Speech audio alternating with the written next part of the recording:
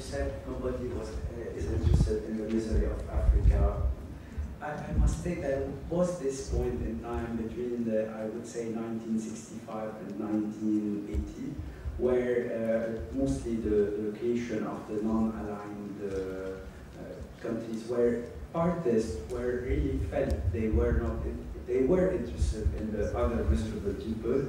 And just to give an example, I was that close to bring from Paris a painting, a series of paintings that Chapter Aboud did about Chile. He was interested in what happened in Chile in '73.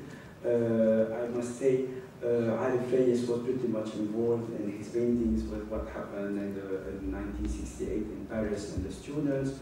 Dia Azawi was always interested in what's happening in Beirut. So there was this period where it was very inspiring, but unfortunately it ended up in so many disillusions that yeah, and part of the disillusionment was the post-Bandung era, when this non-aligned sort of camp, that too collapsed.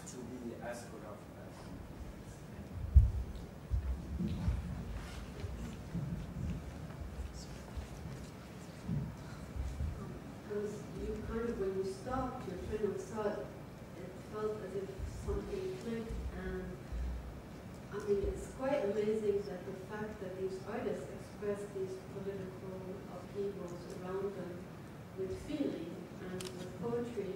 So in a way, it was therapeutic, because they could have collapsed, as so many people have collapsed under the influence of war. So maybe their art was a kind of therapy also, where they could kind of connect with the reality of what was going on. So, I mean, in a way, it's also very difficult for people to realize the political messages and to feel those things and express them.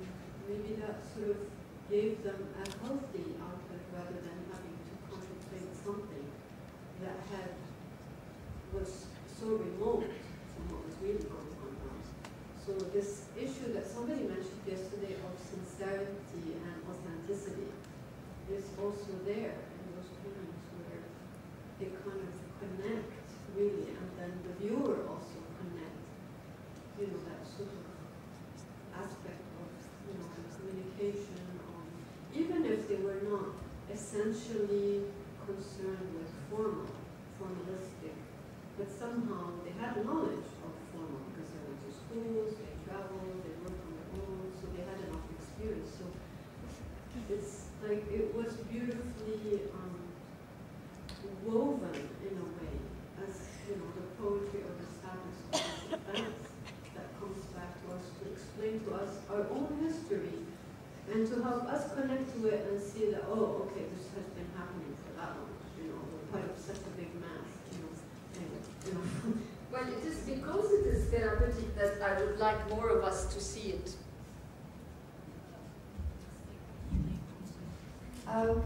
Thank you for your talk, and I think it opens up a lot of questions again, and also reconnects with Bassem El-Barouni's talk yesterday, the notion of sovereignty and how to reclaim it from its instrumentalization by the law, when it becomes a beast to crush the very core of sovereignty. But I have a question relating to pedagogy, but especially teaching something that pertains to the region, to modern and contemporary Arab thought or art. And it seems, I mean, at least today in Arabic there is this push to focus on the immediate environment and offer new courses on this modern and contemporary art in the Arab world, and there are other departments such as anthropology and CBSP that are doing that. But my dilemma is always that when you offer this course, is still that there seems to be a need to position, let's say, contemporary art practices, modern and contemporary art practices from the region in relation to the Western canon.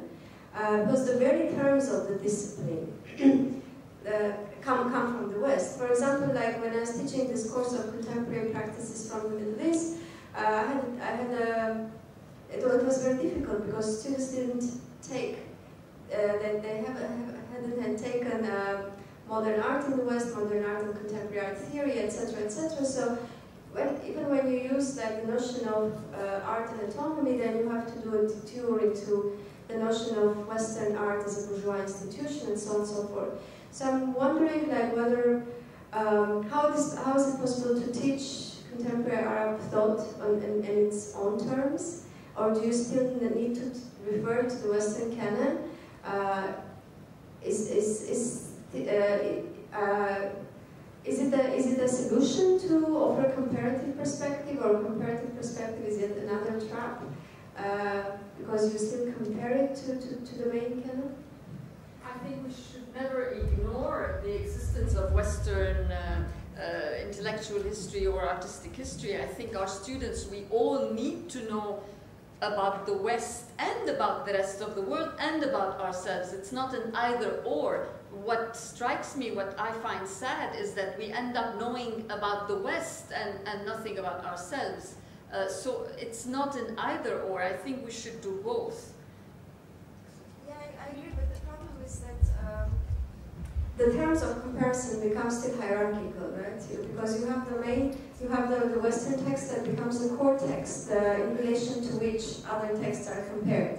So maybe the terms of this comparison or the terms of these associations have to change. Yeah, and that's your job, and that's our work. I mean, that critical thinking that it takes to bridge the two and to contextualize both traditions.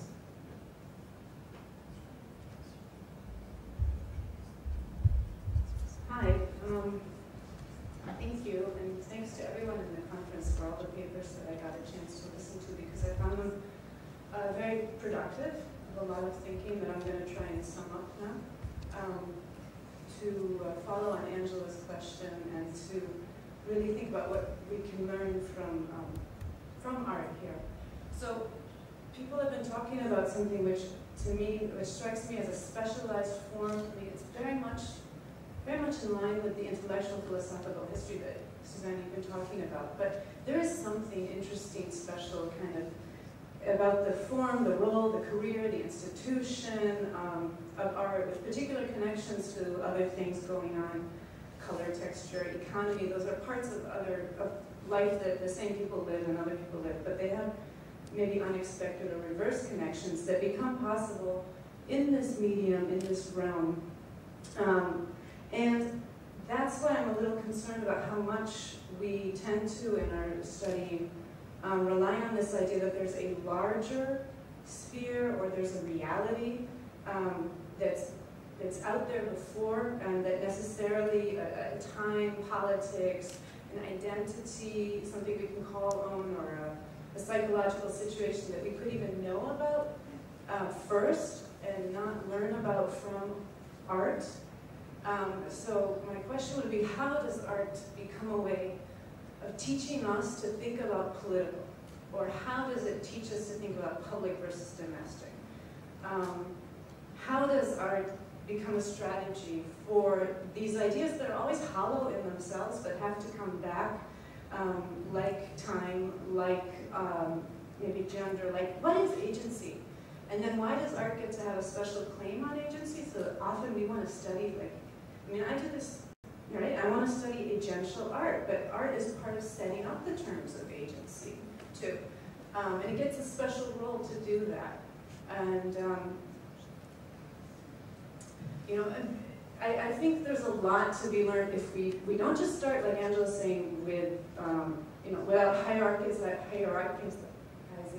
the canon, the Western, and trying to move away from that, but really plunging into what we have a chance with here, which is an area that's occupied a lot of people's attention, or not, but some of us, right, and many people through time, so let's not do the, oh, suddenly we care about art.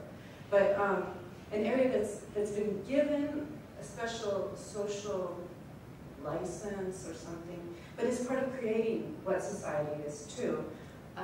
And so here it is, it hasn't been studied the way the Western or French or something has been studied. So it doesn't come with those constrictions. And I wouldn't want to repeat the hierarchizing, the top-down model or that relates or expresses to something that's already there.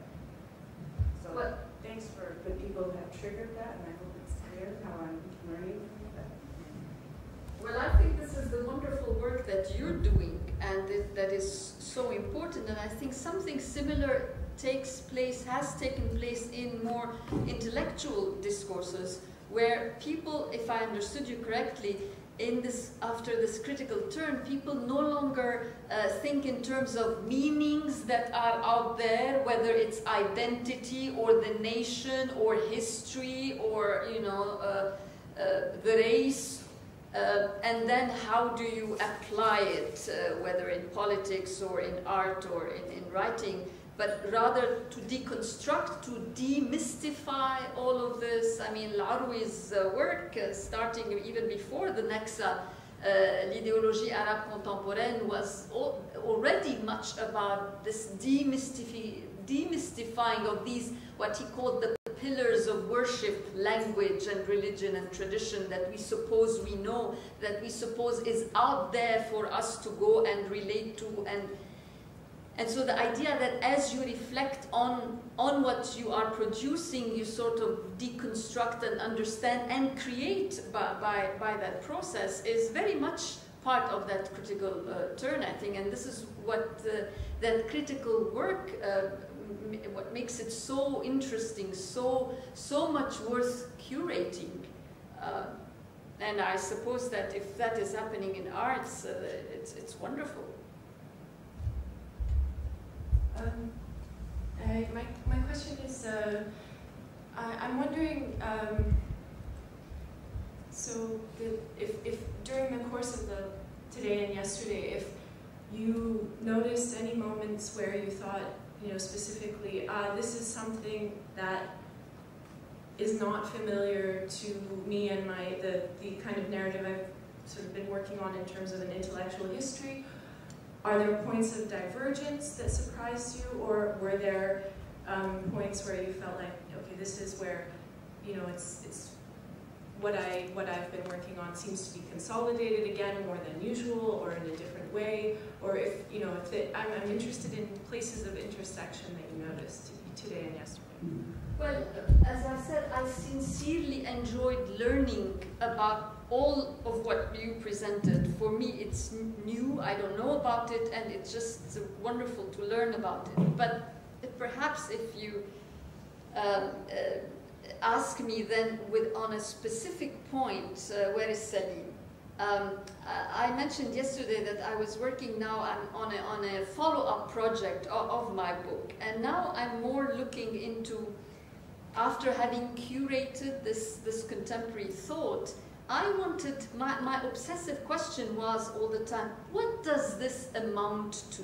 And my struggle in actually producing the book and in reading and working on it was to say, but this is such a valuable effort that we need to take stock of it and to build something on it. And my question at the back of my mind was always, does this amount to enlightenment, is this our enlightenment? And when I presented this project in different places, people told me, well, what do you mean exactly? So are you saying that you are comparing it with Western Enlightenment and saying, let us see how does it compare? I said, no, this is not what I mean. They said, well, do you mean you want to show the reception of Western Enlightenment in modern Arab thought? I said, no, that is not what I want to do. They said, then why don't you drop the term Enlightenment, because it's very loaded and it might lead to confusion. They are right, but I'm still stuck with the notion of it. I like the notion of light, maybe because we are stuck too long in darkness, that's like a moth and attracted to light. And one of the themes, this time in Caribbean thought, is the business of the tragedy of post-colonial enlightenment. We know the tragedy of the dialectic of enlightenment in the West. That's a different business. Let the West worry about it. But insofar as post-colonial tragedy of enlightenment is concerned, because we have a lot of tragedy, and because I think we have enlightenment in some form, I was very fascinated to sort of clarify what is it that in our third world, post-colonial world, that one can speak of a tragedy of enlightenment.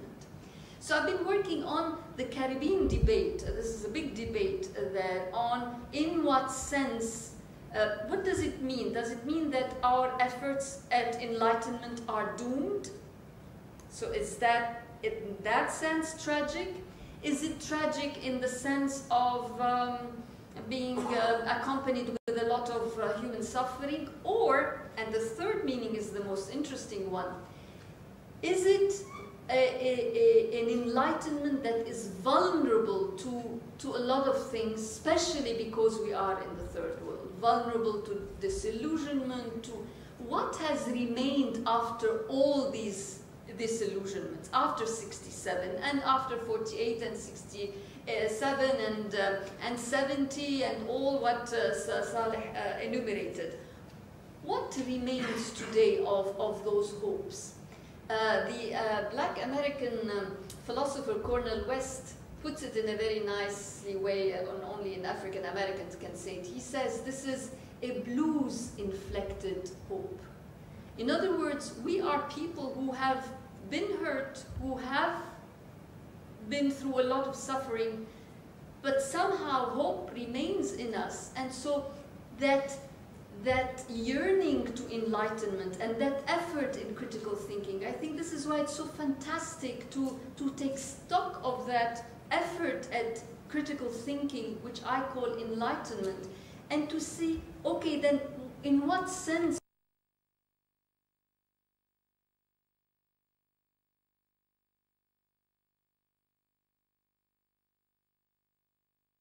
then artists, what do they make of it? How do they represent it? Those artists who are in the struggle for critical thinking, representation.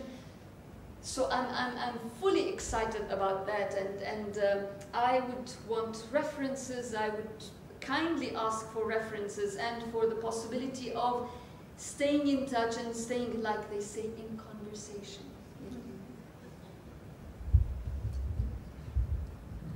So I just have one point and then one sort of question, larger question for all of the panelists actually. So my first point is sort of following on from the question that Angela raised about how do we teach this material and how do we teach it comparatively. And I sort of feel that there isn't a way to there isn't a way to actually separate it from the conversation of the Western canon, because those writers are involved in that conversation. So taking it on its own terms actually means engaging with whether it's like Marx or Darwin or whoever, because that's actually who they are in conversation with. So to take it in isolation, I think, is not to read it on its own terms, and is to sort of pretend that it happened outside of conversation with European Enlightenment. So I feel like Enlightenment is a term which I don't particularly like, but is useful because that is actually the term that is used. So you can do away with it as much as we'd like to, because that is the discourse that these intellectuals are involved in. So I feel like it's one and the same thing. Which intellectuals? Arab intellectuals. Yeah, sorry, so that's sort of an aside.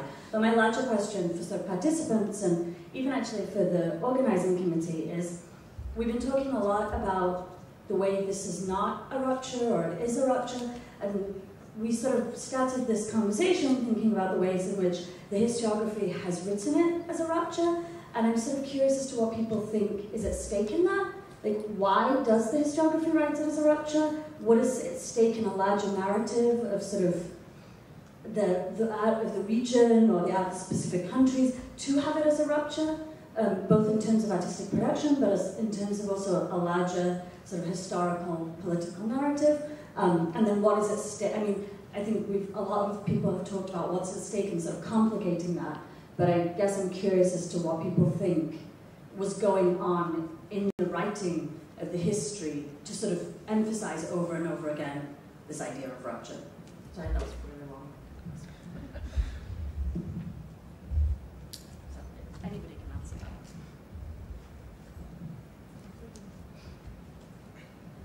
Organize it.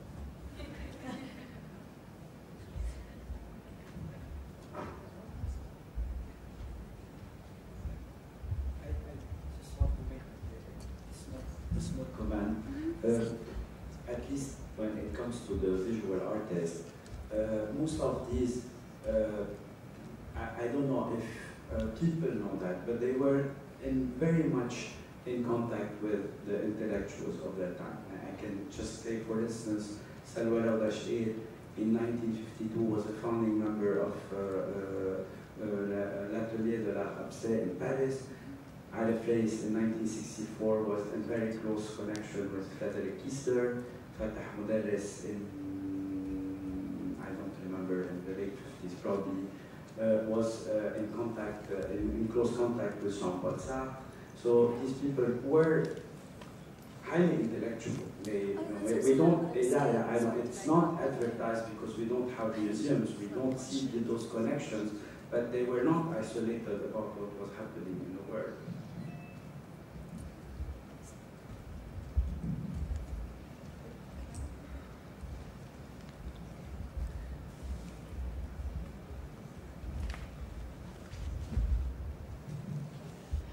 I just want to address Dina's question because I feel like in a way it sort of relates back to Kirsten's comment and also to think about what we were thinking about when we organized wrote the call.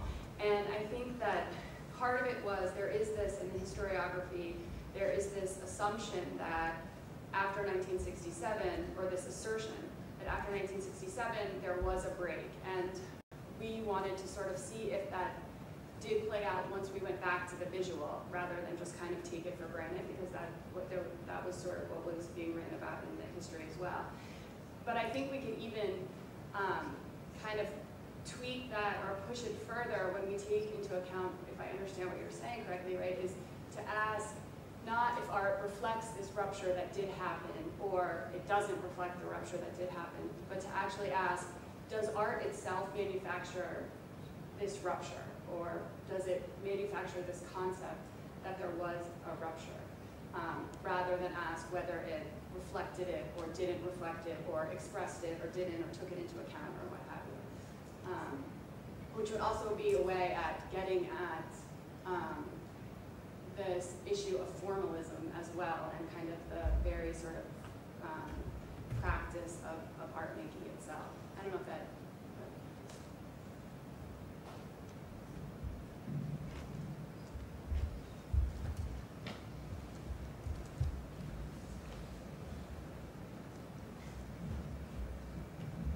I'm not sure about this, but if 1967 is like a landmark or a timeline, are we still part of the longevity of the rupture?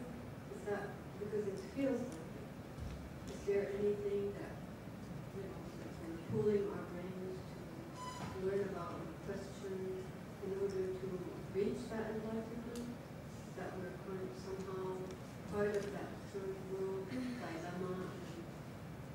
That's what we are creatively seeking solutions out of, or expressions of art.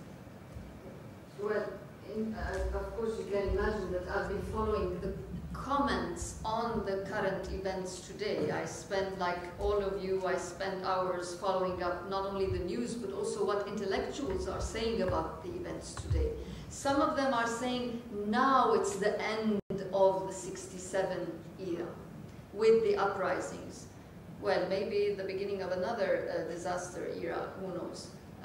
But definitely I think there is something about our times today that seems to be really some kind of a drastic break, or another turn, say, because I don't think there are discontinuities of that sort, but you know, this uprising of the people of if Saadallah Wannous in the aftermath of 67 says, well, for him it's very clear why the defeat took place. He says, we were defeated because people were disenfranchised. And here the people, and the uprising is not there for the first time. I think another thing I notice in the analyses and commentaries by intellectuals and others is this work of reminiscence of the previous uprisings. Now that, yes, we had an uprising in the mid-80s, and that there was this date and that date up to 1919. So this reconstruction of the memory, or making it explicit once more of how many times people tried to uprise and sort of take their, have a government of their own. So with that refusal of this enfranchisement, maybe we are at the beginning of a new era. And as I was saying yesterday, for many intellectuals, in fact, after '67, it's some kind of a myth, in fact, to think that '67 founded the rest of the decades. Somebody like Yassin al-Haj Saleh, previous Syrian political prisoner, today in hiding, who continues to write diligently and intelligently, I think, was very clear in saying that much more than '67, it's in fact the regimes that came supposedly in reaction to '67, which devastated our lives through this disenfranchisement of the people. And I think we are all holding our breath today in seeing whether people will sort of take that right and that liberty in their hands, whether people will succeed. So in that sense, I don't know what the longevity of that rupture is. And you know, I think all prioritization is such a complicated and controversial business. In relation to what you were just saying, but also to Dina's question, I think that's a fascinating question. Like, what is the relationship between rupture and what it entails for historiography? What rupture entails for historiography? But I think, like, the very notion itself is implicit in the understanding of history that came with modernity itself. History that is based on this constant need for the production of the new, on the ruins of the old world. And I keep on thinking of Henry Fusili's work, Fragment as a Metaphor for Modernity, when the artist is sitting under a huge fragment of a foot of an antique statue, with holding his head in his hands. Just this history comes across as this overwhelming burden that has to be cut in order to continue living. But in terms of that, also, like, it implies a certain circularity, or like rupture. To be more clear, rupture becomes an organizing principle of knowledge and discourse, in a sense. And my reference is also the current. The current events in Egypt, when after the 18 days of uprising, people were so quick to celebrate rupture, as if there was a cut in the very texture of reality, a cut that actually never happened. But the rupture was fabricated, as borrowing or manufactured, borrowing Sarah's words, on the level of discursive production, iconicity, representation, etc., etc. So, like, my question also to, again, like, to repeat your question and add to it is, are we fabricating the rupture of 1967, or was there really a cut in the very materiality of reality itself, to which discursive production followed? Was it a conceptualization of a rupture itself, or the rupture was fabricated, in a sense, without a real break?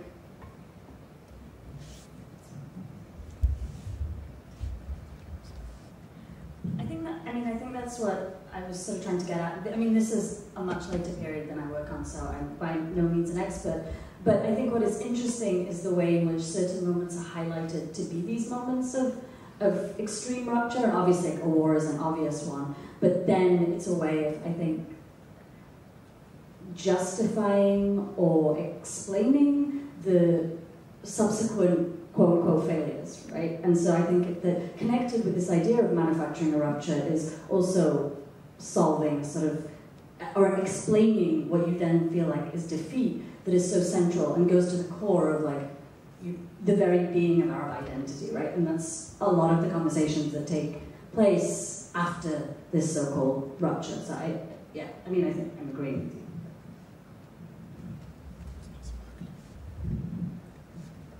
So perhaps a couple of points just in terms of what are the stakes in terms of talking about historiography through the lens of rupture, or using rupture as a way to talk about historiography. I would say, on the one hand, I don't think that rupture necessitates a circular narrative at all. I think that rupture can produce new possibilities to get out of the circularity of being in a position of talking about defeat, that a traumatic moment can be reappropriated by those individuals. And you can see it as a moment of the realization of agency on their part. And more to the point, I'm certainly not one that has an overwhelming problem with periodization. I think to a certain extent there has to be, there is some chronology, or else I'm not sure what it is we're talking about. And to the extent that, is 1967 manufactured? Is it a reflection? Is something much more made of it? To the extent that any event is talked about at all, there is some level of manufacture and some level of artifice in any medium that its memory is reproduced through. So simply because there is gradients of differentiation in how 1967 is talked about in terms of one set of artistic or cultural production versus another doesn't necessarily mean that that it is being entirely manufactured or not.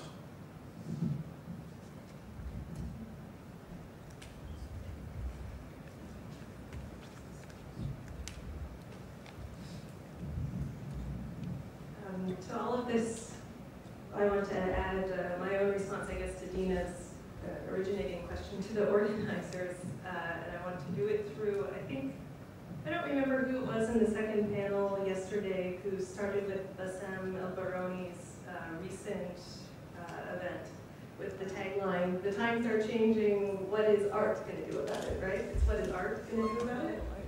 What will art do about it? Which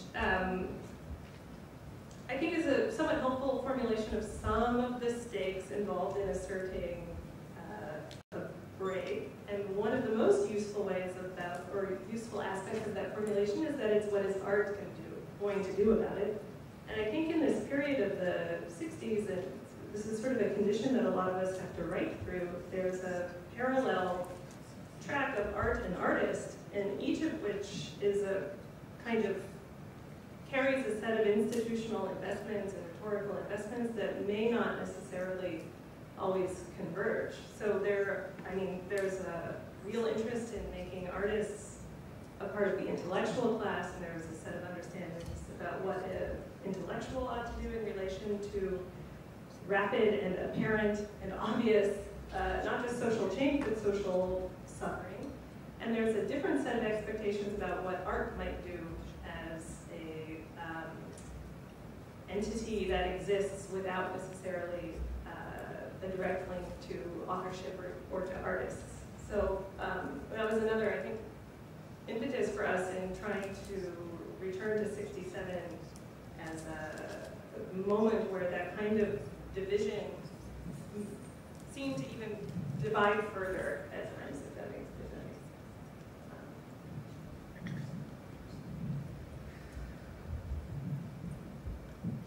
I guess thanks to everyone's talks and comments, I'm starting to see rupture as more of like a navel. So it's not necessarily the end of something, but the birth. And 1967 may have been the birth of a new Arab identity. Maybe we reach that point again where it's time again to birth a new Arab identity, and the navel, according to Freud, is the place where things both start and end, and that it can just be kind of a clincher in a lot of ways, that we can kind of mark these time periods. And it's great to do it through art. It's been really eye-opening. Thank you.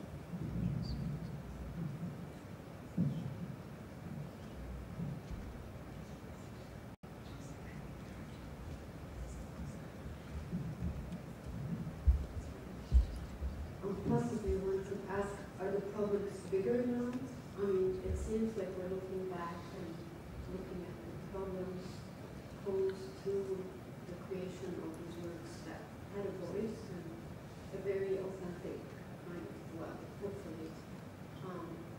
Are we today as connected as they were? Are there new problems in the social structures that make it less authentic, more meaningful, less meaningful?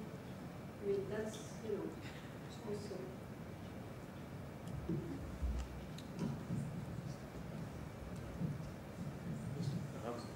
Elizabeth, I was thinking, Elizabeth, of your comments on enlightenment, because that's such a problematic term in history.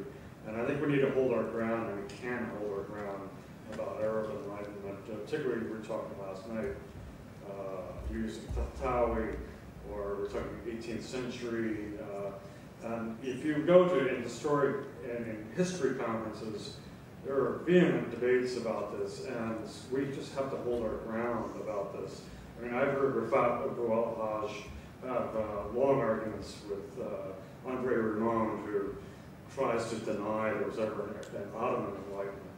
And we're still getting those absurd arguments, but there are still very influential people who will deny that. And we have to hold our ground. And I think similarly, you have to do this in a post-colonial context against those who would deny there could be Arab, modernization terms, reform, or Arab Springs, and so forth. And I think that's something you just have to hold your ground on. And we still have lots of entrenched neo-Orientalists around and others who will deny this. And I think that's part of the battle. And it's an intellectual position you take. And I think you can clearly document against that with all the evidence we've shown here. People are working on pulling it up. It is an awkward term, and maybe I should become reasonable and opt for another one, but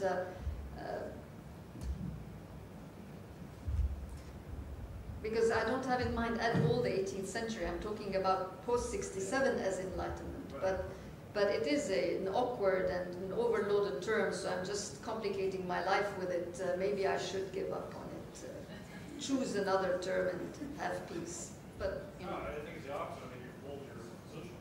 You think so? Yeah, but I think you're being too defensive of my argument. Yeah.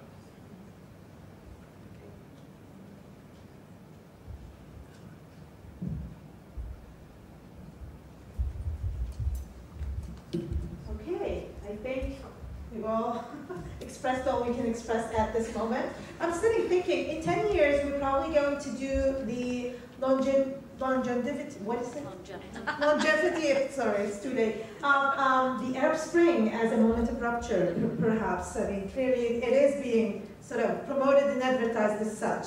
But thank you all very much for being here, for your comments, your discussions. Hopefully this will be available online and you can have virtual discussions with the speakers. Thank you very much, Professor Kassab, for indulging us, coming, change of venues, and all this that we had to go through, and for being here. And thank you, Angela and AAB, for hosting us. I'll follow you anywhere. Oh, thank you.